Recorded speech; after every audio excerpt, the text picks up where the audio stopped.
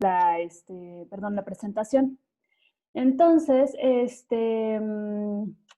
voy a iniciar para que podamos cumplir con en el tiempo que hemos indicado y bueno, pues también apreciando su puntualidad, vamos a dar inicio a esta última clase de su curso. Para empezar, pues mi nombre es Mariana Becerra Sánchez, me presento, yo soy docente del curso en este módulo, estoy con el grupo número 3, haciéndoles algunas observaciones y retroalimentaciones. A grandes rasgos, les voy a dar un poquito de mi formación profesional. Yo soy psicóloga por la Universidad Nacional Autónoma de México, tengo un doctorado en psicología social y he trabajado con la línea de investigación de perspectiva de género y niñez. También estuve colaborando con la Secretaría de Seguridad Pública Federal en aquel momento en el área de estudios para la prevención del delito y participación ciudadana. Entonces, el día de hoy yo les voy a presentar el módulo 4, que como ustedes verán es un módulo donde ustedes ya pueden vertir todo lo que se han aprendido a lo largo de los otros módulos. Entonces, este es un módulo quizá con conceptos, sí, pero que es más un intercambio entre lo que ustedes ya hacen en su práctica profesional y tratando de aplicar los conceptos que estamos trabajando. Voy a silenciarlos a todos. Si quieren participar, pueden alzar hay una manita electrónica, ustedes la pueden alzar y los podemos ver y darles la palabra. Pues voy a silenciar para que podamos escuchar todos y no nos distraigamos. Antes de iniciar,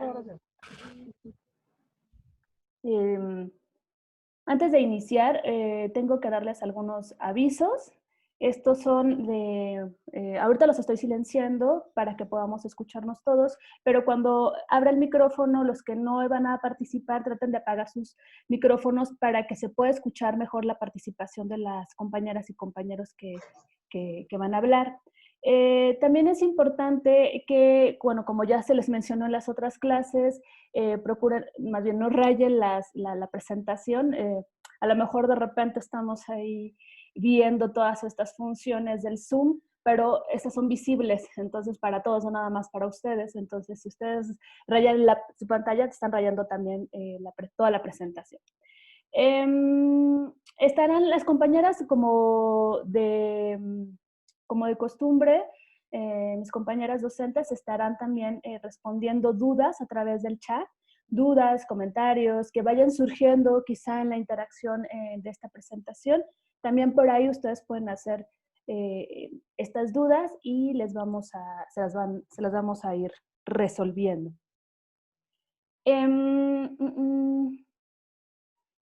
Y bueno,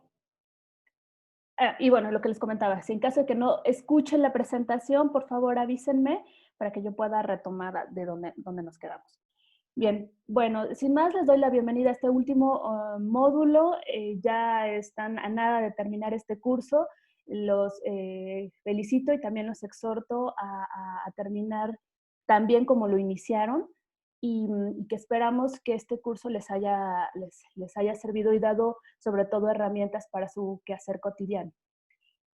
Bueno, el objetivo de esta clase, voy a compartir mi pantalla. Permítanme.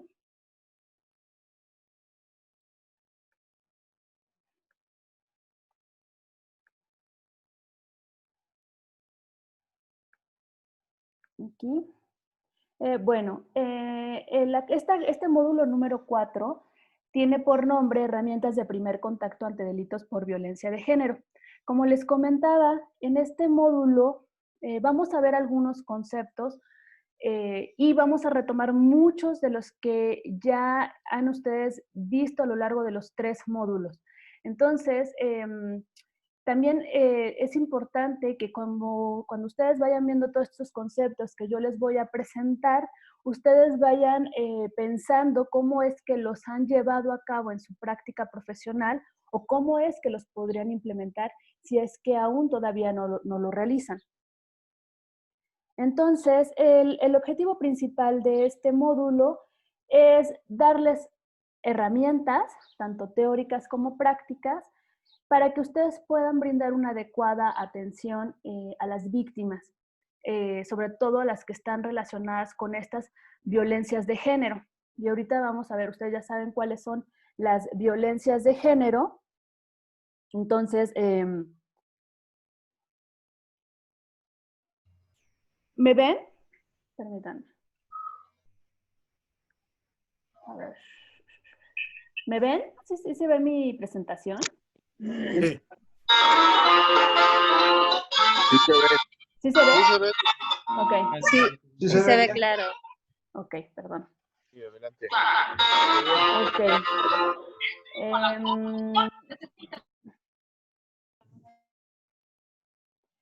Entonces, les decía que estas son, vamos a brindarles estas herramientas para que ustedes puedan realizar esta adecuada atención a las víctimas. En este caso, en este módulo vamos a todavía poner más al centro a las víctimas. Y porque estas víctimas tienen peculiaridades diferentes a los que tienen las víctimas de otro tipo de delitos, por todas estas situaciones que ya hemos hablado a lo largo de los 3 módulos que ya hemos revisado. ¿Okay? Lo primero que quiero que trabajemos o que pensemos es el marco que da justificación a este módulo. Principalmente estamos basándonos en la Ley General de Víctimas, en donde nos estipula que como servidores públicos se tienen compromisos, se tienen obligaciones para atender y de manera correcta a las víctimas. Por tanto, nosotros nos estamos basando en el artículo 2, bueno, en toda la ley, pero aquí les presento el artículo 2, en donde nos dice que es importante o que el objeto de esta ley es reconocer y garantizar los derechos de las víctimas del delito y las violaciones a derechos humanos, principalmente, de todos los delitos y aquellas que son violaciones a los derechos humanos.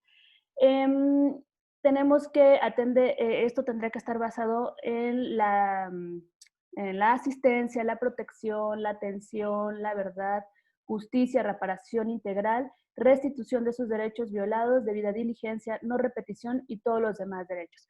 Por lo tanto, cuando estamos hablando de la correcta atención de las víctimas, estamos hablando de que de que es una obligación que tenemos de atender de manera adecuada a aquellas personas que han sido víctimas de algún delito o de alguna violación a los derechos humanos.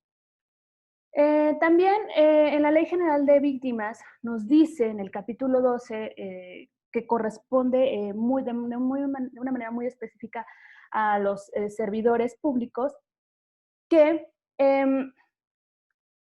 debemos de tratar a la víctima con humanidad y respeto a su dignidad principalmente.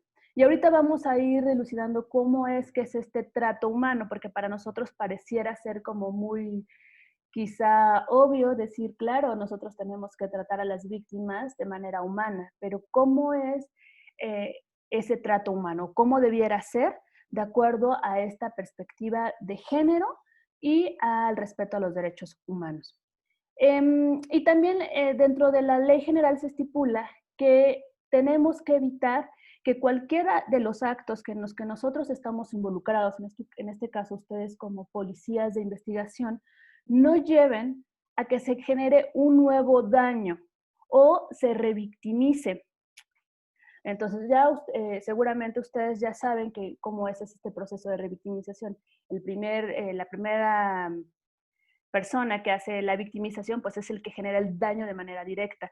Pero en el proceso que va pasando la víctima se pueden dar otras formas de revictimización, ¿no? Como el primero pudiera ser no creerle a la víctima, incluso culparla de su propia victimización.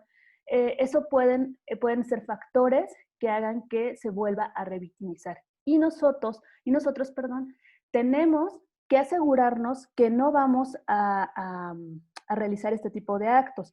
Por tanto, estas herramientas que se les van a brindar o estas herramientas psicológicas pueden contribuir a que ustedes a lo mejor puedan evitar a lo mejor revictimizar en algún momento. Aunque la revictimización es todavía mucho más compleja, pero pueden ayudar estas herramientas. Ok, también es importante, esta ley nos dice que tenemos que brindar a la víctima orientación e información clara. Es decir, tenemos que cuidar las formas en las que nos referimos a las víctimas y darles esa orientación. O sea, ellas y ellos tienen derecho a esta información, pero esta información tiene que ser clara. No podemos hablar con tecnicismos o que nosotros solamente comprendemos dentro de nuestra jerga profesional. Entonces, la Ley General de Víctimas es una ley muy completa, está en su módulo, hay una síntesis que se les hizo, pero bueno, ustedes pueden revisar la ley completa porque hay un capítulo específico que es aquí lo pongo, el capítulo 17 para las policías, ¿no? de las responsabilidades que tienen las policías en la forma de atender y tratar a las víctimas. Bien. ¿Hasta aquí hay alguna pregunta? Voy a activar otra vez el micrófono para que me digan si hasta aquí hay alguna pregunta. ¿Tienen alguna pregunta? Entonces hoy por dentro ya abrieron casi todos. ¿También las cortinas ya las levantaron todas? ¿Sí? ¿Alguien tiene alguna pregunta? No, ninguna. ¿No? Bueno. Ahora, a ver, les voy a pedir que quienes no están participando, y ahorita me voy a dar cuenta quién es, bloqueen sus micrófonos porque, bueno, voy a hacerles alguna pregunta. Les voy a hacer una pregunta para continuar con nuestra exposición. Ustedes pueden participar en el chat y también pueden participar de manera, bueno, activando su micrófono y diciéndola en la presentación. La pregunta es, ¿quiénes de estas, veamos estas fotografías de de estas mujeres, y ustedes pueden decir quién o quiénes son las víctimas? La número 3. La número 3. ¿Por qué considera usted que es la número 3? Bueno, luego se ve por la imagen, pues es una mujer que está pues, llorando, que está como afligida, que tiene algún problema a comparación de las demás, que pues se ve que no tiene ninguna preocupación. Ok, muchas gracias, Carlos. Ahorita vamos a retomar esta participación. ¿Alguien más? ¿Quién más considera? Sí. ¿Sí? La número 4. Todas, ¿no? Todas pueden llegar la número 6. A ver, vamos a ver. ¿Quién dijo la número 6? Yo, Octavio Ortiz. Octavio Ortiz. ¿Por qué considera que la número 6 es la víctima o podría ser porque una víctima? se ve que está divagando, que está en una forma como que no está en la realidad. Algo como que le maneja su apariencia, algo que le está molestando, o que es lo clásico en los niños, tienen un reflejo, el divagar. Ok, muy bien, gracias Octavio. Ahorita retomo su comentario. ¿Alguien más estaba diciendo que todas? Sí, Marco Ruiz. Sí, Marco. 4, la 4. ¿Quién? ¿Marco? Marcos Ruiz, yo considero que todas y todos Ok. podemos llegar a ser víctimas en algún momento. Ok, muy bien, Marco. ¿Por qué usted considera que todos pudiéramos llegar a ser víctimas en algún momento? porque estamos expuestos, ¿no? A cualquier momento ser víctimas de algún delito. Ok, gracias, Marco. ¿Alguien había dicho la 4 o quién? Sí, es Raimundo Licea, su servidor. Gracias, Raimundo. ¿Por qué considera que la número 4 puede ser una víctima? Porque hay ocasiones en que la víctima, cuando no se le toma en cuenta o va a levantar su denuncia o ya ha tenido varias experiencias con las diferentes personas con las que actúa, ya sea el auxiliar, el Ministerio Público, pues tienden a tener esta apariencia de enfado, de enojo, porque no se le toma en cuenta. Ok. Muchas gracias, Raimundo. Ok, bueno. Todas las participaciones. ¿Alguien más quiere participar? Sí, yo, Antonio Salazar. Sí, Antonio. Yo también pienso como el compañero que todas pueden ser víctimas. No necesariamente deben mostrar llanto, enojo o ira, ¿no? Para ser víctimas. Sí. Yo, Julio César Rosado también. Sí, Julio César. Sí, buenas tardes. Yo considero también que puede ser cualquiera de ellas. Todas las mujeres, o inclusive nosotros los hombres, reaccionamos diferente a cualquier situación. No hay una cierta modalidad de que si estás llorando es porque te pasó algo, ¿no? Simplemente cualquiera podemos ser víctimas. Muchas gracias. Muchas gracias, Julio. ¿Alguien más? Una última participación antes de continuar. Profesora, yo estoy de acuerdo con Julio César Rosado. Sí, también creo que no es necesario que se demuestre, porque incluso tanto las mujeres como los hombres a veces no precisamente por ser víctimas de algo tenemos que estar llorando. Considero que hay veces que a lo mejor hasta por un gusto, por una satisfacción, pues puedes llorar, ¿no? Entonces eso no quisiera decir que eres víctima. Y también coincido con que pueden ser todas, porque en algún momento de su vida pueden estar recordando alguna situación que les pudo pasar. Sí. Bueno, voy a otra vez a retomar la presentación. Les agradezco a todos los que participaron al momento. Te voy a recoger sus comentarios. Porque efectivamente, como lo comentaban, primero, sí hay que ser muy específicos en que todas pueden ser las posibles víctimas, efectivamente. No hay, aquí lo que tenemos que pensar o romper es justamente el estereotipo de víctima. Si bien es cierto, como lo comentaron algunos compañeros, hay ciertas características que van a presentar algunas víctimas, digamos, de una manera más constante, como lo comentaron los compañeros, por ejemplo, en el número 3 y en el número 6, de las fotografías en las que se les ve afligidas, se les ve con ojos que están fuera de la realidad, pareciera ser así. Lo cierto es que las víctimas muchas veces o en algunas ocasiones van a reaccionar de manera distinta ante un mismo hecho victimizante. Entonces, es bien importante que rompamos, acuérdense cuando hablaban de esto de los estereotipos de género, que rompamos este estereotipo. Un estereotipo, como ya lo comentaron en las primeras clases, se utilizó al principio, este concepto es un concepto que se utilizaban para hacer varias cosas, como en imprenta se ocupaba para hacer las cosas iguales. Entonces se trajo a la psicología y se empezó a decir, bueno, entonces la manera que nosotros podemos conocer a la gente es estereotipándola, es como una forma que nosotros vamos utilizando para ir interactuando con la realidad. Es algo histórico, pero también es algo personal en lo que decimos, bueno, ¿cómo me relaciono con alguien a quien no conozco?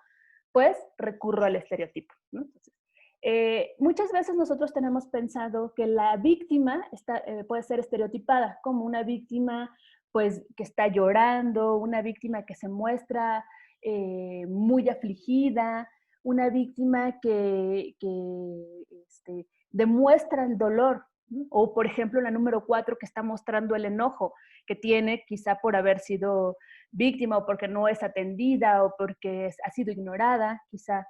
Pero tenemos que pensar, porque en hay algunas cuestiones que han llevado a malas prácticas donde se empieza a dudar, donde se dice, no, esta me parece que no es una víctima porque no está tan triste como debería de estar, como han estado todas las demás víctimas que yo he atendido. O esta víctima, pues mira cómo está vestida, quizá no fue víctima, a lo mejor está mintiendo. Entonces, recordemos que dentro de la Ley General de Víctimas, como funcionarios, nosotros tenemos que priorizar a la víctima y el primer punto es que hay que reconocer en primera instancia que la víctima está diciendo la verdad. Entonces, por tanto, la apariencia que tenga la víctima no nos va a decir nada o no tiene por qué descartar que es menos o más víctima. Ahorita les voy a explicar un poquito más para que esto quede más claro, pero aquí el punto importante de este ejercicio es que rompamos también con el estereotipo de víctima, porque al romper con el estereotipo de víctima nos va a ayudar a hacer mejor nuestra función. Ok, a ver. Entonces, ahora sí nos preguntamos, entonces, ¿quién es una víctima? Esto es como, podemos retomarlo desde distintos puntos de vista, pero una víctima es una persona que ha sufrido algún delito o alguna violación a los derechos humanos. Entonces, en ese momento, esta persona obtiene la calidad de víctima. Y aquí, como lo dice la Ley General de Víctimas, es independiente, su calidad de víctima es independiente de que se identifique, aprenda o condene al responsable del daño. Entonces, pensando de esta manera la víctima, cualquier persona que diga que se ha cometido un delito sobre ella o sobre un bien o alguna violación a sus derechos, se convierte en una víctima y por tanto adquiere los derechos. Ahora, aquí es bien importante que tomemos en cuenta el hecho victimizante. Y esto es importante, sobre todo también para que ustedes puedan resolver de manera adecuadamente el caso que se les presenta en el módulo.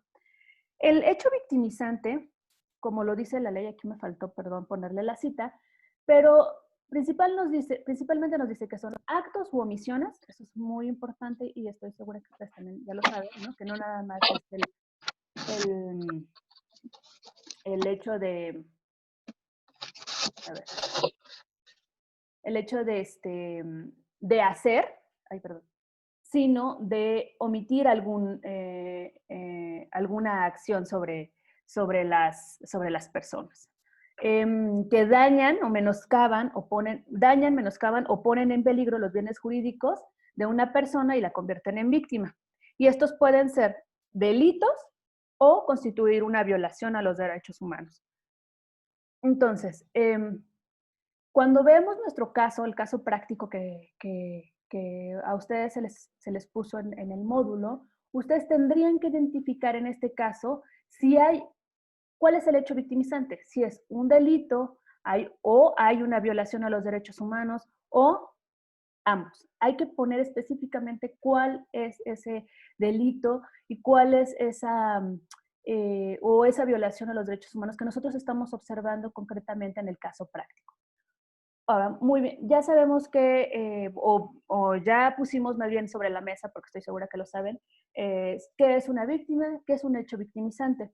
Ahora, retomé este modelito que la maestra Mariana puso la otra maestra Mariana puso en el módulo, que es muy importante, muy interesante que nosotros comprendamos. Cuando nosotros estamos frente a una víctima, bueno, ustedes en la mayoría de las veces, hay que entender qué hay detrás de esa persona que en ese momento está sufriendo y que se está declarando como una víctima y que nosotros vamos a tener que atender de acuerdo a nuestro hacer profesional. Es decir, primero tendríamos que reconocer qué es el hecho victimizante, que en este caso es el relacionado al que nosotros nos interesa, los relacionados con las violencias de género, que ya lo explicaron en los módulos pasados, cuáles son estas violencias de género. También tendríamos que entender quién es la víctima, quién es esa persona que está frente a nosotros y que ha sufrido ese hecho victimizante, para poder entonces también saber cuál es el daño, cuál es el impacto que ese hecho victimizante tiene sobre ella. Y esto nos va a dar mucha información para, uno, tratarla de acuerdo a lo que nos indica la ley. Dos, obviamente, priorizar su salud y su vida. Dos, poder tener la información que nosotros necesitamos para poder realizar nuestras prácticas, bueno, nuestro hacer profesional. Y entonces también podemos recuperar este estereotipo de quién es la víctima.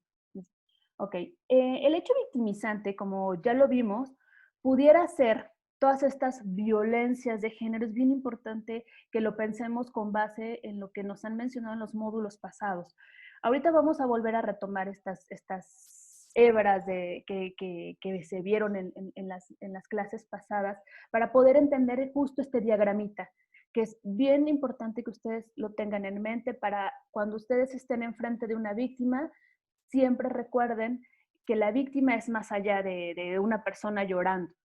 Entonces, cuando reconocemos la violencia, los hechos victimizantes por violencia de género, pues vamos a ver dentro de la violencia en la pareja, acoso sexual, abuso sexual y violación, violencia obstétrica, feminicidio, trata de personas, discriminación, todo lo relacionado con lo que habíamos hablado sobre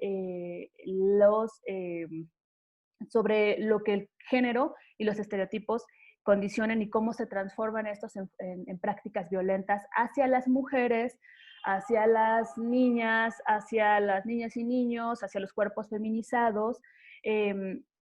Son todas estas violencias que pueden atacar a este grupo de personas. Cuando pensemos en la víctima, también tenemos que pensar desde la interseccionalidad. ¿Se acuerdan de este concepto que creo que en todas las clases nos los han venido repitiendo? Porque es muy importante. La interseccionalidad es un concepto teórico muy interesante que nos ayuda a pensar más allá del género y también es una herramienta analítica. Es decir, por ahí no me acuerdo quién lo decía, de las compañeras, pero es muy cierto que es muy cierto que las violencias no nos tocan a todos por igual. Si bien sí hay una afectación, hay un daño, pero no nos tocan a todos por igual. Tiene que ver con toda esta intersección de estas categorías, como las que estoy poniendo aquí, del género, la edad, grupo étnico, estrato socioeconómico, racionalización, para que estas violencias tengan cierta repercusión prioritariamente en ciertos grupos. Solamente un ejemplo, por ejemplo, una chica indígena de 12 años que viene a la ciudad con apenas su familia, es víctima de violación. Y si pensamos a esta chica indígena con otra chica de la misma edad, pero que es de la ciudad, que su estrato socioeconómico es más alto, que a lo mejor tiene una red de apoyo, incluso sus padres pueden pagarle un psicólogo para que puedan ir atendiendo estas violencias. No quiere decir que la violencia que sufre una es menos que la otra, sino la manera en que se experimentan son distintas. Entonces, también, por ejemplo, las mujeres indígenas son más, lamentablemente, tienen más problemas con la discriminación que una mujer, no sé, a lo mejor blanca, que no es tan discriminada o no es discriminada como el otro grupo. Entonces, por eso es bien importante que a la víctima la pensemos desde la interseccionalidad. Entonces, cuando estoy enfrente de mi víctima, tengo que ver primero de qué tipo de violencia de género fue víctima. Y el siguiente punto es quién es la víctima. Es decir, es una niña, es una mujer cisgénero, es una mujer trans, es un adulto mayor, es algún hombre que tiene alguna característica feminizante, feminizada. Entonces, tengo que pensar en eso porque eso me va a hacer clic para también saber cómo es el daño que ellos pueden presentar. Entonces, este diagrama es muy importante. Ahora bien, cuando decimos, bueno, ya me topo con la víctima, ya vi de qué violencia fue objeto, ya sé quién es, ya sé qué tipo también de antecedentes puede tener por la característica que tiene. A lo mejor sufrió, a lo mejor acaba de sufrir, no sé, acoso sexual, pero adicionalmente, anteriormente, pues sufría discriminación, sufrió violencias de otros tipos.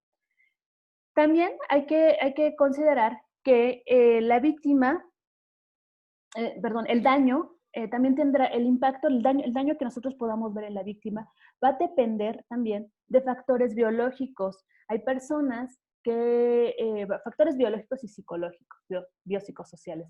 Hay personas que tienen más tolerancia a ciertas situaciones estresantes. Un hecho victimizante es una situación de extremo estrés que puede producir hechos traumáticos. Pero hay personas que son más tolerantes a ese tipo, tolerantes en cuanto pueden reponerse de una manera más rápida a esos eventos, y hay personas que no lo pueden hacer de manera tan rápida.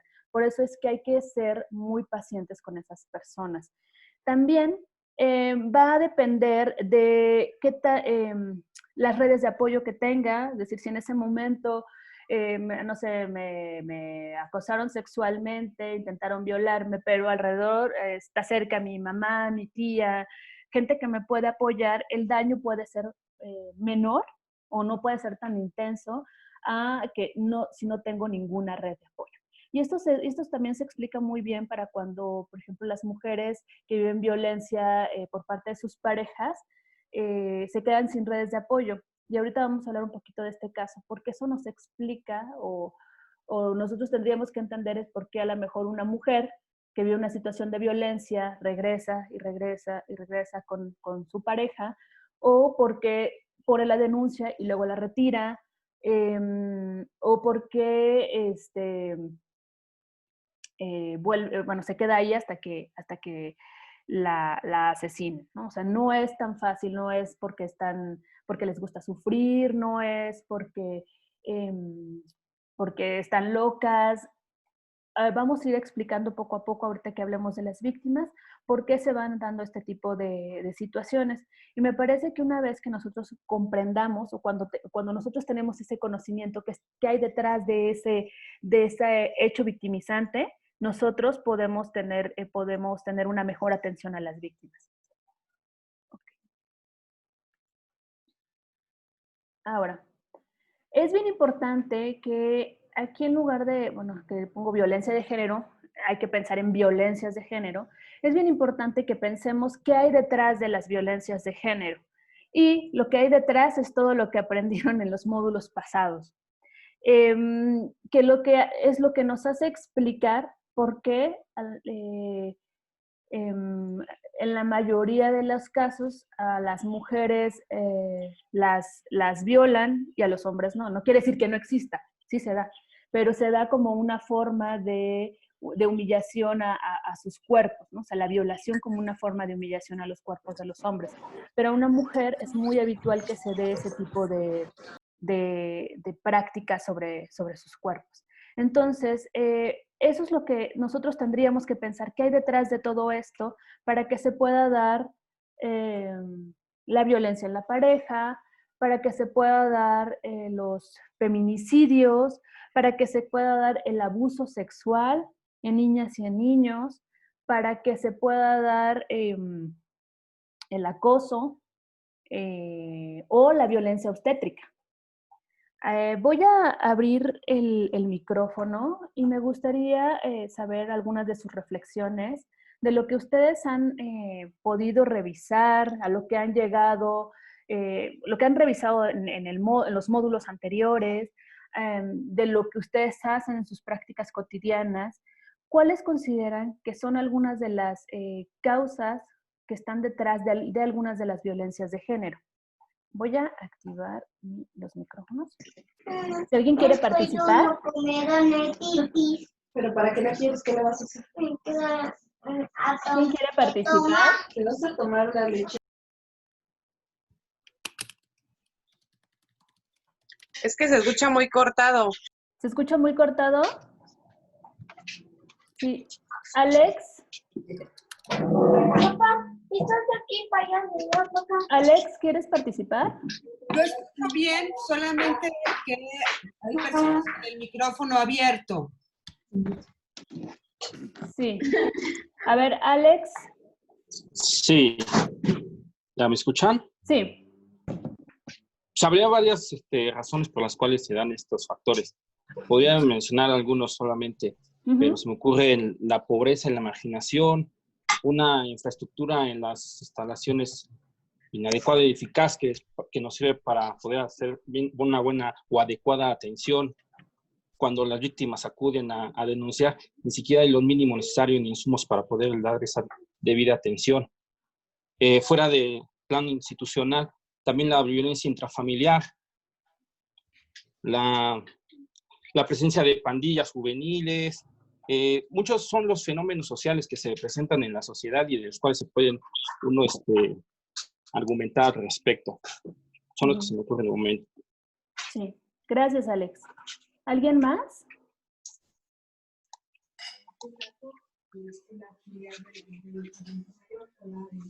Bueno, ¿quién más? ¿Cristian?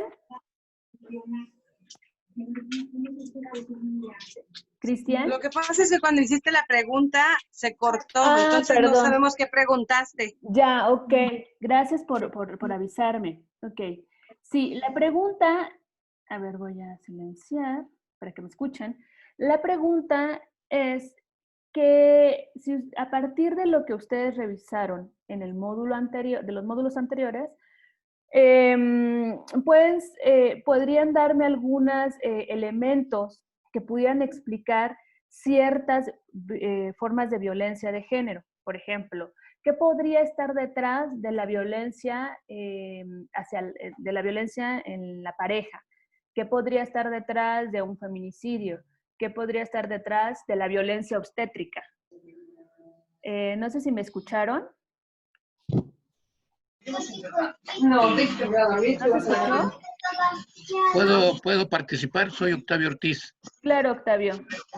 Mira, para uno de los factores más preponderantes en la situación de la violencia familiar vienen siendo todos los estereotipos que a través del tiempo han sido medulares en esta situación. El hecho de que desde el seno familiar, la mujer ya tiene un estigma de que va a ser siempre la que debe de atender, ya sea al padre, a los hijos, a los hermanos, siempre va a ser la servidumbre. La docente Paulina Pinacho que le hizo una pregunta, ya le dije que me marcara, pero a ver, dígame. Permíteme. Ajá. Perdón. A ver.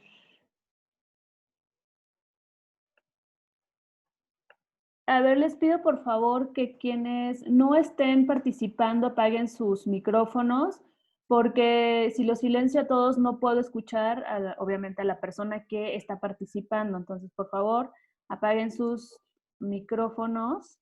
En la parte de abajo, ustedes van a ver un microfonito. Verifiquen que tenga una rayita.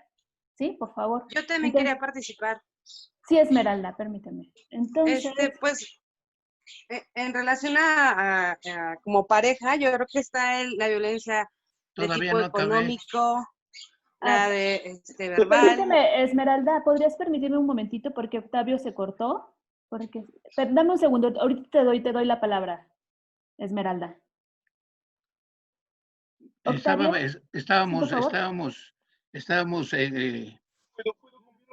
conversando y en el cual se dice que los estereotipos, quedamos que los estereotipos desde el seno familiar y posteriormente viene a ser las familias disfuncionales, porque ya se salen los menores o las niñas salen de sus casas ya por esa situación de que hay violencia y como dice vulgarmente, se salen del fuego para caer al aceite hirviendo, ¿no? Porque buscan una pareja que según las va a proteger, pero posteriormente, ¿qué pasa? Es el ciclo, el famoso ciclo de la violencia. Y en el ciclo de la violencia es algo que también nosotros, como policías, cuando nos van cuando nos toca ese asunto, vemos que lo primero que sacan las personas es, ¿y después quién me mantiene? Mejor voy a tratar de darle, vengo nada más para que lo regañen o para que le digan que ya no me pegue.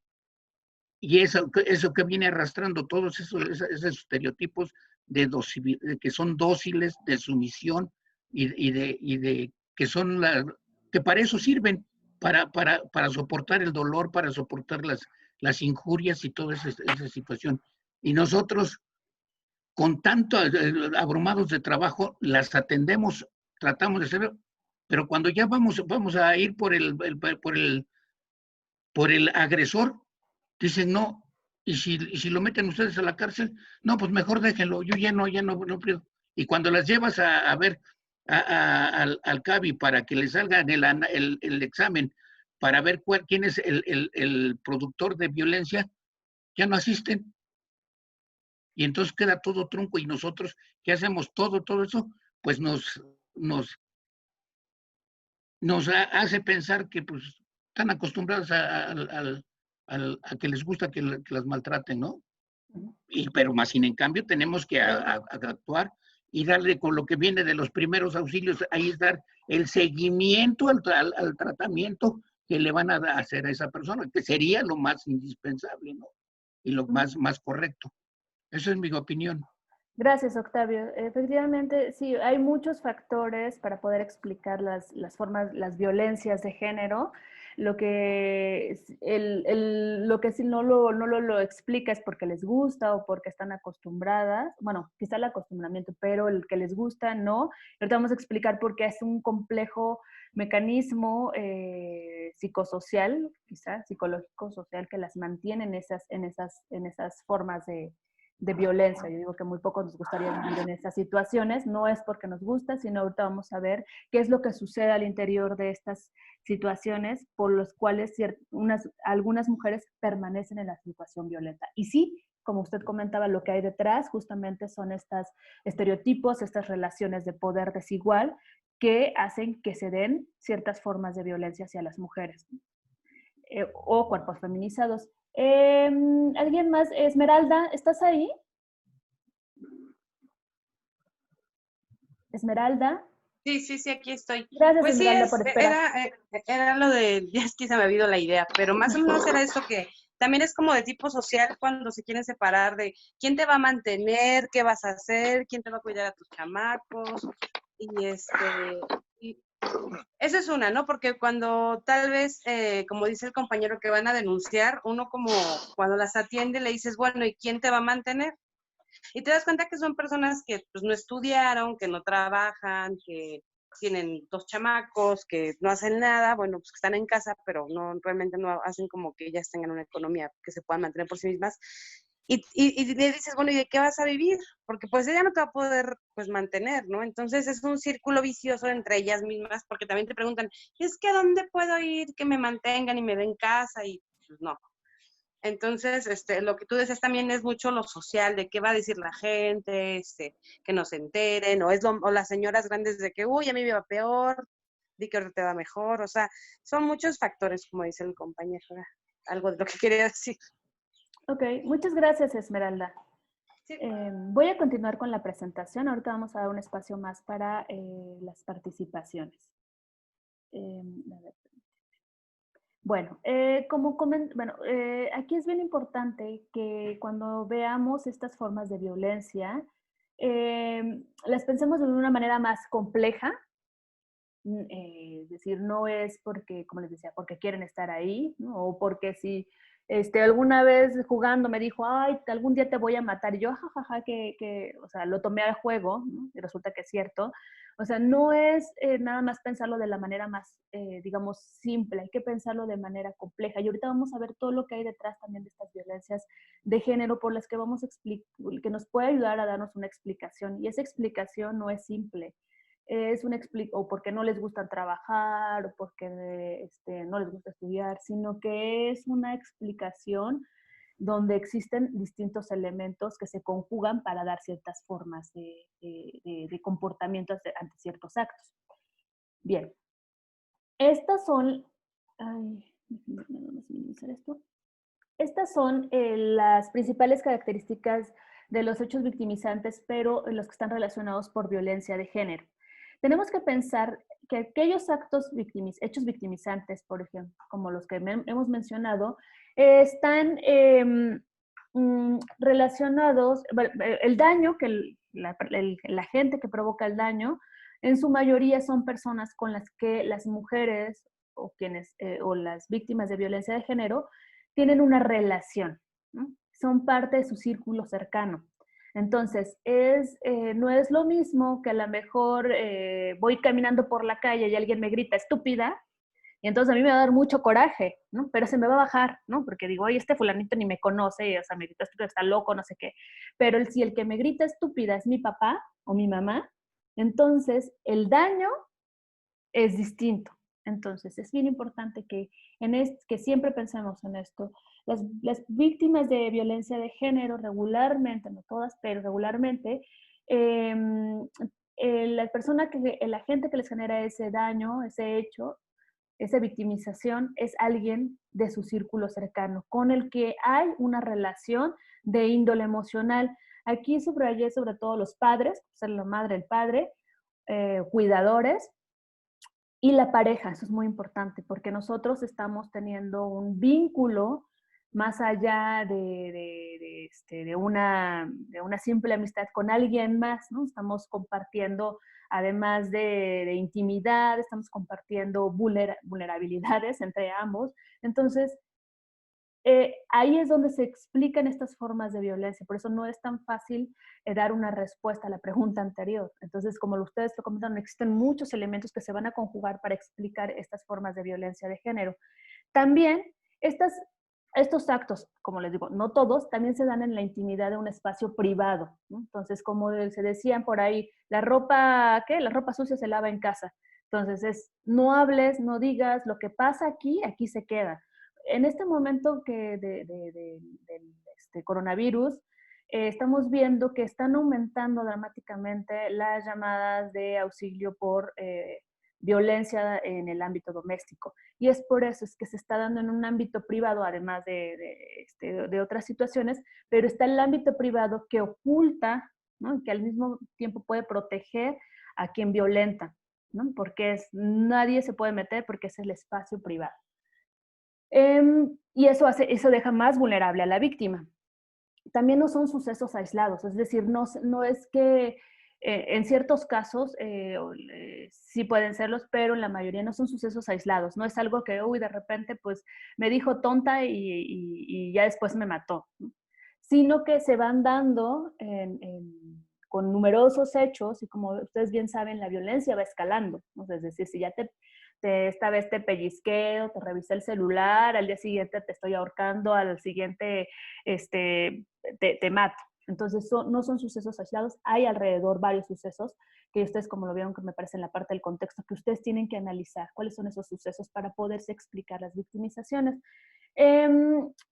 Los episodios de violencia pueden presentarse por mucho tiempo antes de decidir cambiar la situación. Las víctimas pueden tolerar muchas veces, o aguantar, más que tolerar, aguantar muchas de estas formas de violencia hasta que se deciden romper.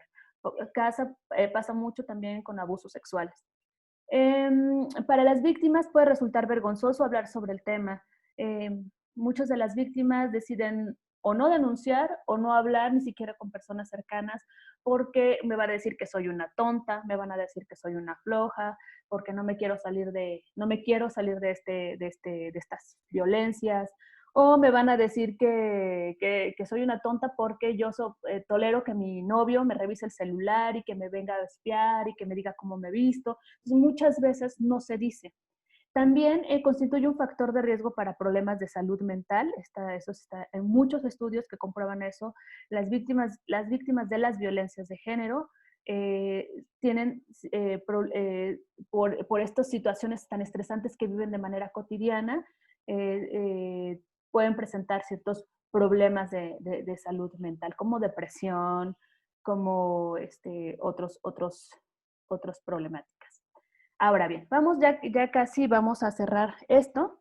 Ahora les voy a presentar estas herramientas de primer contacto, que esto, bueno, ya una vez que podemos nosotros saber, qué es un hecho victimizante, qué es una víctima, cómo podemos explicar estas formas de violencia de género, qué está detrás de la violencia de género, por ejemplo, detrás de la violencia en la pareja, debemos de pensar estamos en un ámbito doméstico, en donde tengo una relación sentimental con alguien. Como les decía, no es lo mismo si alguien me dice estúpida en la calle, si mi pareja me lo dice. Y las violencias en la pareja solo, un marco explicativo es este ciclo de la violencia que lo mencionó Octavio en su participación, en donde no todo el tiempo hay violencia en esta relación de pareja. O sea, es como hay un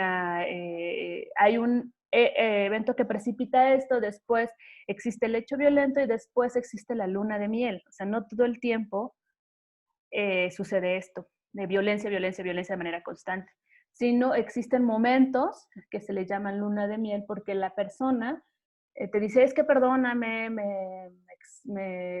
tuve un mal día, pero ya no lo voy a volver a hacer y te quiero mucho, o no te vayas, hazlo por los hijos, o no te vayas, voy a cambiar, mira, ya me metí a Alcohólicos Anónimos, qué sé yo.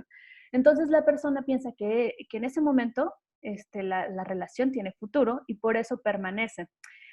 Tantas veces que sucede esto, hay casos en los que sucede esto muchas veces, que la víctima se va quedando sin red de apoyo. Es decir, lo mismo que ustedes piensan de, ay, ¿para qué te ayudo?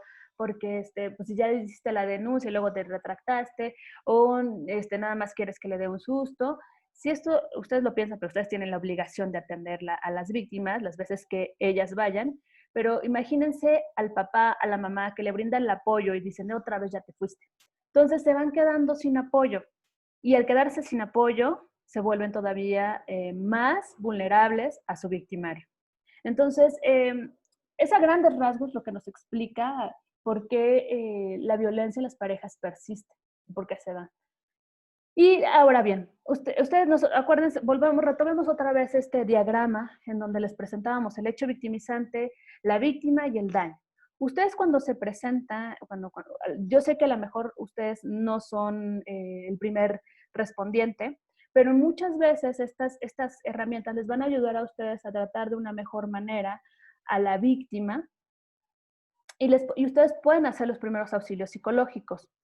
Ya que ustedes saben el hecho victimizante, ya saben la víctima, y pueden ver el daño, muchas veces la víctima puede estar, incluso ante ustedes, se puede presentar, a lo mejor está con un estrés exagerado, ¿no? Donde no deja de llorar, donde no quiere hablar, donde es imposible hacer prácticamente una entrevista. Entonces, los primeros auxilios psicológicos les van a ayudar a ustedes a establecer una forma de conversación con la víctima que les puede ayudar, por un lado, a restablecer el enfrentamiento, a la víctima le puede ayudar que pueda restablecerse y enfrentar ese hecho victimizante en ese momento. Pueden reducir, si ustedes aplican estos primeros auxilios, la mortalidad. Obviamente van a proporcionar apoyo a la víctima y van a estar dando atenciones oportunas y también pueden ser ustedes un enlace con fuentes de asistencia. Entonces, algo que es bien importante que recuerden que los primeros auxilios psicológicos los podemos aplicar cualquiera, seamos psicólogos o no. Los podemos aplicar cualquiera porque son, como lo dice, primeros auxilios, es en lo que llega el profesional, ¿no? O sea, es para que nosotros podamos enfrentar para que ayudar a la víctima a enfrentar ese momento o una forma de comunicación con ella cuando nosotros vamos a interactuar con la víctima. Los primeros auxilios psicológicos son estos, son 5, y en todos ellos lo importante es la empatía. Ahorita vamos a puntualizar en cada uno de ellos. Ok. La empatía, de la cual todo el mundo hemos hablado, y en todas las clases hemos hablado de la empatía, que es muy importante ser empáticos con los otros, con las víctimas principalmente. Pero la empatía es más allá de ponernos en los zapatos del otro o en decir, si yo fuera tú, haría esto. Entonces, es bien importante que para ser empáticos primero tengo que reconocer mi subjetividad, es decir, quién soy yo, qué es lo que pienso, cuáles son mis prejuicios, cuáles son los estereotipos que yo tengo, que yo manejo. Entonces, y bueno, nosotros en el encuentro con el otro siempre estamos encontrándonos con otro. Me estoy encontrando con mis alumnos, estoy encontrándome con mis jefes, estoy encontrándome con las víctimas.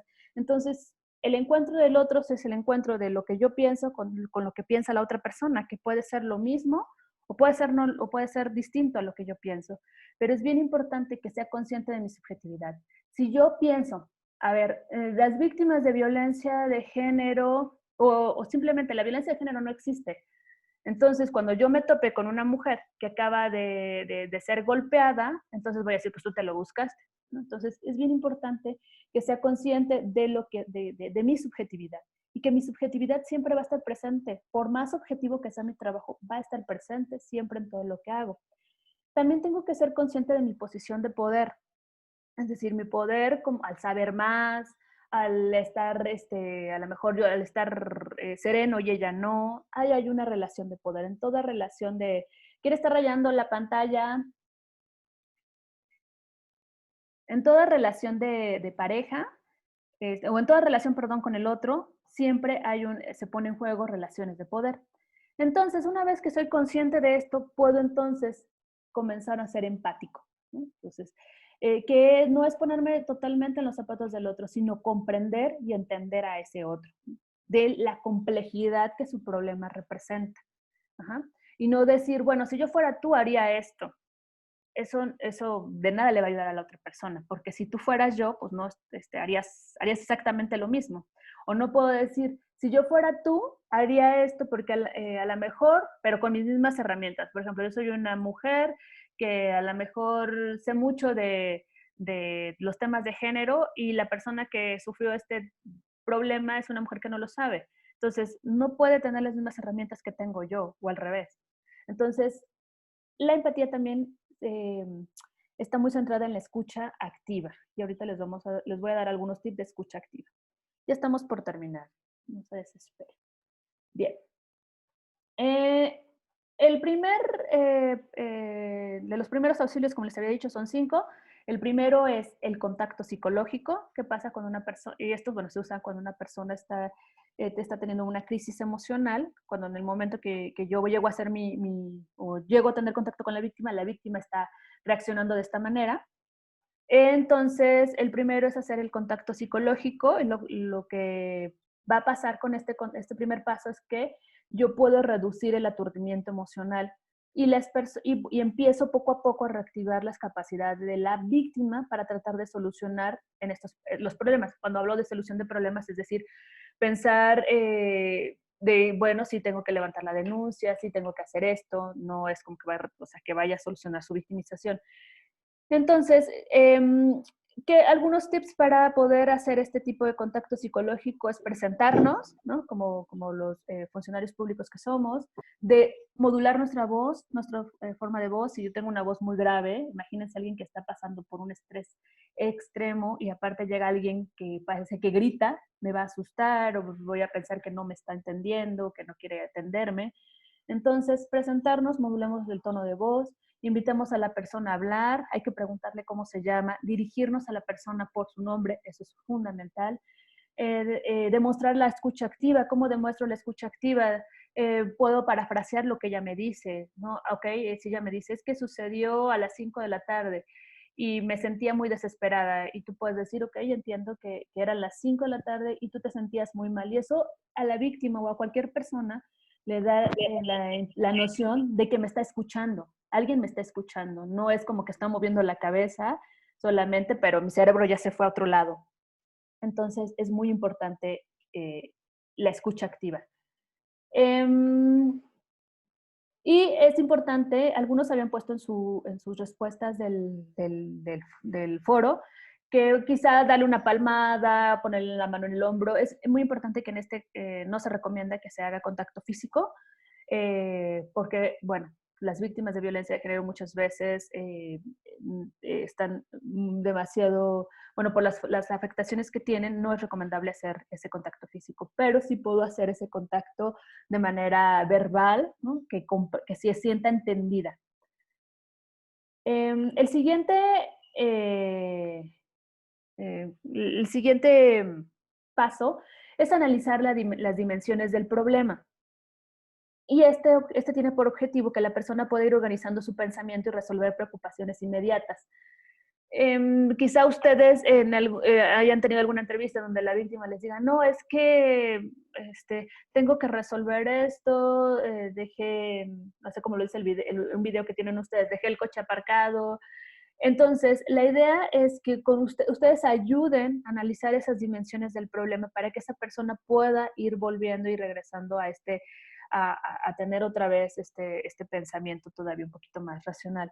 Entonces, tenemos que preguntar sobre el pasado inmediato, cuáles fueron los hechos, qué sucedió, cuál fue el hecho, el presente, cuáles son los recursos que la persona tiene, tiene una persona que la puede acompañar en ese momento, el futuro inmediato, es decir, las acciones, una vez que ya analizamos cuáles son los recursos, ¿qué podemos hacer a partir de esos recursos? Después hay que analizar las posibles soluciones, ¿ok? Ya sé que a lo mejor ahorita lo que te preocupa es que a lo mejor tus hijos se quedaron en el domicilio donde recibiste una agresión. Entonces, eso es lo que realmente le preocupa a la víctima. Hay que analizar aquellas soluciones a partir de lo que ella nos dice. Es bien importante. Pero también hay que priorizar esas soluciones. A lo mejor en ese momento la persona está en incapacidad de dar una solución que sea, que no la ponga en riesgo, que no los ponga en riesgo a ustedes. Entonces ustedes tendrían que poder ayudarla a decir, bueno, esta no es la mejor opción, ¿qué te parece esta otra opción? Asistir a la ejecución de pasos concretos. Es básicamente para que la víctima pueda salir del estado de la inacción y podamos verificar que están haciendo, logró entender lo que nosotros le propusimos y que es capaz de hacer las cosas por sí misma. Pero eso hay que tomar en cuenta el grado en el que la víctima está. Muchas veces, y del riesgo de mortalidad. Si la víctima, si hay bajo riesgo de mortalidad y la víctima está más capacitada bueno, sí, puede hacer las cosas, podemos dejar que la víctima pueda hacerlo por sí mismo, pero en caso de que no, nosotros tendríamos que tomar una actitud todavía mucho más reactiva y directiva. Nosotros tendríamos que dirigir esas acciones. Y finalmente el seguimiento, es decir, verificar si la víctima está a salvo, si recibió la atención adecuada. Nosotros podemos ser el canal para poder llevarlas a, no sé, para que pues, se puedan dirigir con la, ¿cómo se llama? La atención especializada, poder en algún momento preguntarle si le podemos contactar para saber cómo está, cómo va el caso, en caso de que se pueda hacer, no en todos los casos se puede hacer, pero básicamente los primeros auxilios psicológicos nos van a ayudar en ese momento a tener una mejor comunicación con la víctima y a lograr que se reduzcan esos niveles de estrés derivados de este hecho traumático. Bueno, ya finalmente recapitulando. Es importante romper el estereotipo de la víctima. No todas las víctimas van a reaccionar de la misma manera ante un mismo hecho delictivo, un hecho victimizante. ¿De qué va a depender? Pues de toda mi historia personal, de mis características personales, de quién es, incluso quién es el que me hizo, quién me victimizó. Entonces, no nos vayamos con el estereotipo de la víctima y porque la víctima no está totalmente afligida o porque la víctima viste de una manera diferente a lo que suelen decir las víctimas, no caigamos en el estereotipo. Cualquiera, como ustedes lo comentaron, podrá ser una víctima y pueden reaccionar de distintas maneras. No todas las víctimas vivirán el hecho victimizante de la misma manera. Como les dije, no es lo mismo que el mismo hecho puede ser vivido de distinta manera por distintas mujeres, ¿no? Porque van a depender de ellos sus características. Las secuelas podrán ser diferenciadas, sí, porque depende de la red de apoyo que las personas tengan y otras variables. Y los primeros auxilios psicológicos pueden ser aplicados por todos y en su labor policial a ustedes quizá les ayude mucho. Por mi parte es todo, bueno, de esta exposición es todo. Ahora voy a abrir el micrófono para que si hay alguna duda, algún comentario, podamos resolverlo ahorita. Permítanme. Déjenme abrirles este comentario. Ok. Denme un segundo.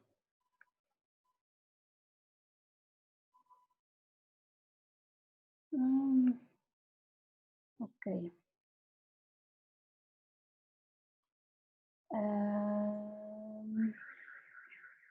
Ok. ¿Alguna duda que tengan respecto a lo que hemos comentado? ¿Alguna duda, comentario?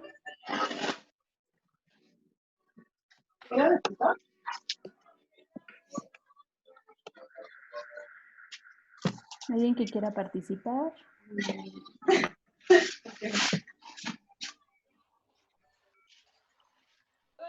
Yo tengo una pregunta, pero ya sería al final, respecto de la evaluación. Ok. Ajá, ¿si quieres hacerla antes? Bueno, si alguien más ahorita quiere Lo que participar. pasa es que me metí a la página y hay como un, ¿cómo se llama? Como una cosa que mide como lo que llevas y nada más tengo el 19%, entonces no sé a qué se deba o que se esté evaluando o que me haga falta. Ok, es bien importante. ¿Quieres que te apoye, Mariana? Sí, por favor. No te escuchamos, Mitch. Ya. Ok. Recuerden que para que completar los porcentajes del curso, no solamente implica la realización del examen y del foro. Si ustedes no han revisado sus videos, no han revisado todas las lecturas, eso equivale al 20% de su calificación y lo registra la plataforma. Es decir, si dijeron, bueno, yo me aviento a hacer mi cuestionario con lo que sé y no revisé las lecturas o no revisé los videos o contesté los foros de acuerdo a mi experiencia previa o a no sé, a conocimientos previos, eso igual no registra la plataforma que efectivamente hayan realizado todas las actividades previstas, entonces van a tener un porcentaje menor. Y también eso implica que es posible que no logren alcanzar el 20% que se está prevista su calificación. Entonces, lo que les recomendamos es que pues revisen sus lecturas y sus videos. Sí, gracias, Mitch. Sí, o sea, mi duda era esa, que si era normal que apareciera un 19%, porque yo he revisado todos los videos, he leído lo que mandan y todo, por eso es mi duda. Okay, que si es normal que nada más se vea ahí reflejado un 19%. Ok, anota tu nombre y te mando un mensajito, ¿no? Para ver que si te hace falta alguna otra cosa. Gracias. Ok, gracias. ¿Alguien más que quiera participar con alguna duda, ¿Cómo utilizan ustedes? Supongo que ustedes ya utilizan, tienen por supuesto que tienen alguna formación en la atención a víctimas. ¿Cómo es que ustedes llevan esta atención a víctimas? Y si utilizan los primeros auxilios psicológicos o de qué forma los utilizan. ¿Alguien que quiera participar? Sí, mi nombre es Alberto Andrés, profesora. Buenas tardes. Gracias, Alberto. Buenas tardes. Bueno, yo creo que, aquí ya lo vemos de manera más técnica, pero de manera empírica, de alguna manera, nosotros día a día practicamos este tema con los denunciantes y máximo cuando toca, por ejemplo, de violencia familiar. De una manera, o sea, como que nos hacemos un poco, y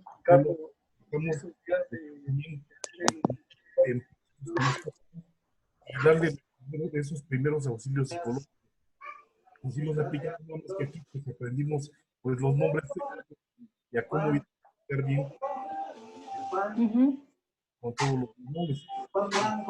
Yo pienso que sí, de alguna manera sí los aplicamos, y por eso pues los entendemos un poco más. Sí, muchas gracias, Alberto.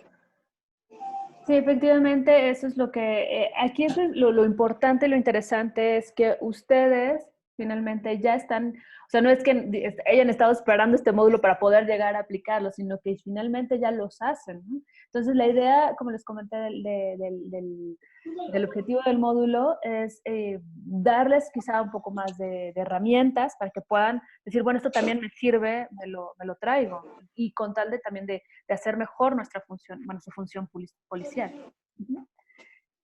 ¿Alguien más que quiera participar?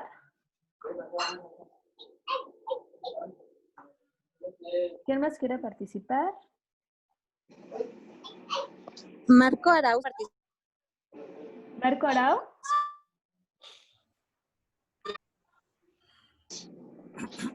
Bueno. Sí, Marco. Bueno, Marco.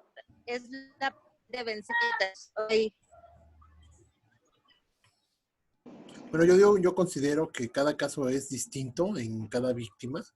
Entonces, de igual forma, se aplican los primeros auxilios, pues no igual en cada persona. O sea, hay que ver la empatía de todas las víctimas, pero también es el grado de alteración de cada víctima, de cómo llegan. Cada caso es distinto y, bueno, había que analizar bien y exactamente en cada caso aplicarlo correctamente. Efectivamente. Sí, también espero que... ¿Sí? Te comento rápido, Marco Arauz no tiene micrófono, pero quiere participar y dice que lo que debe de cambiar es la parte cultural de vencer al machismo y ser más equitativos. Sí, gracias. Sí, efectivamente, eso es lo que, bueno, tendríamos que trabajar, ya lo habían comentado en las otras clases, tendremos que trabajar desde abajo, desde la educación en casa. La idea es que cuando les preguntaba cuáles son los factores que están detrás de la violencia de género, esos son los que tenemos que desmontar, todas y todos, desde siendo profesionales o como individuos, ¿no? Entre nuestras relaciones, es ir desmontando todas estas formas de violencia desde la casa para que en algún futuro nosotros podamos dejar de ver este tipo de situaciones o estas violencias con razones de género. Efectivamente, y como lo comentaba también el compañero, perdóname, también es bien importante evaluar a la víctima, cada una en su especificidad, para poder entonces saber qué aplico. Pero regularmente estos pasos es una herramienta de comunicación que puedan ser aplicadas en varios casos. Sí. Perdóname. Sí, también dice que es necesario cambiar roles y papeles en la familia para poder avanzar. Sí, efectivamente. Nosotros, a ustedes les toca atender las secuelas de lo que no se ha tratado, ¿no? Entonces, a eso les ha tocado trabajar. Todavía nos falta un largo camino por hacer. ¿Alguien más quiere participar? ¿Comentario? ¿Alguna queja? Bueno. Si no hay más comentarios, solamente voy a cerrar con otros anuncios. Acuérdense que para la resolución de este caso se les están preguntando dos cosas. ¿Cuál es el hecho victimizante? Que ustedes tienen que reconocer cuál es ese hecho victimizante. Si pueden poner cuáles son las características o el entorno de lo que le sucede a Marcela, también podría ayudar a entendernos cuál es ese hecho victimizante de acuerdo a este diagrama que les presenté y que también está en el módulo, en su material. Y la segunda pregunta es ¿cuál sería la atención que ustedes le darían, en este caso a la víctima, Marcela?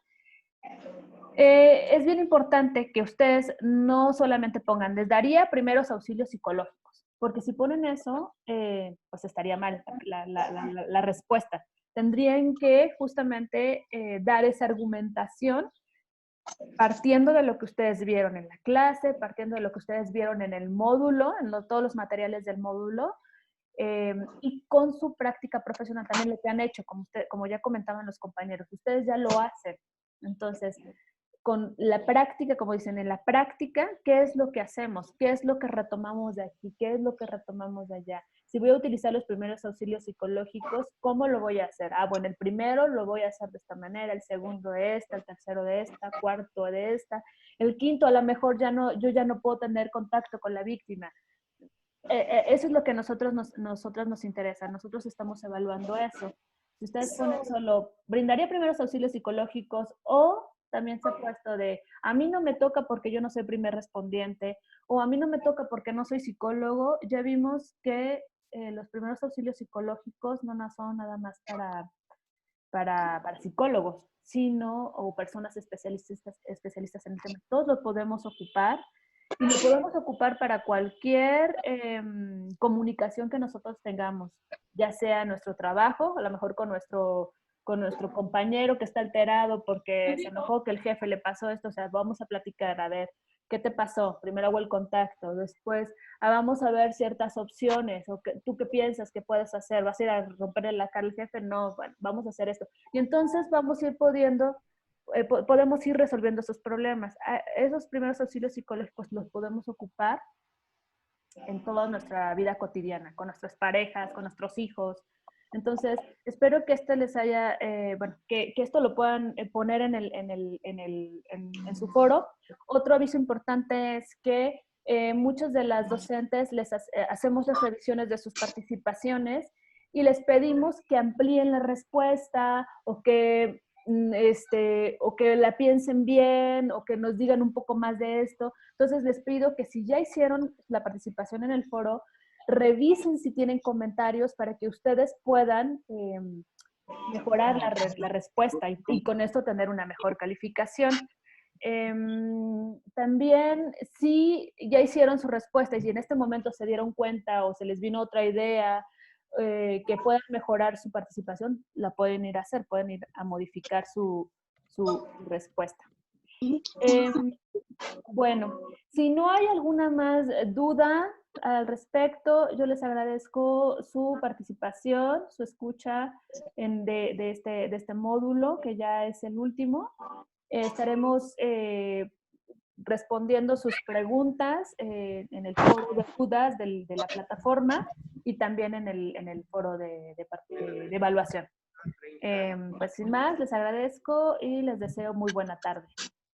Hasta luego. Gracias. Hasta luego. Gracias. Adiós. Muy buenas tardes, hasta luego, gracias. Hasta luego, un saludo. Gracias, hasta luego. Hasta luego. Maestro, gracias. Un saludo a todos. Gracias, hasta luego, con 30.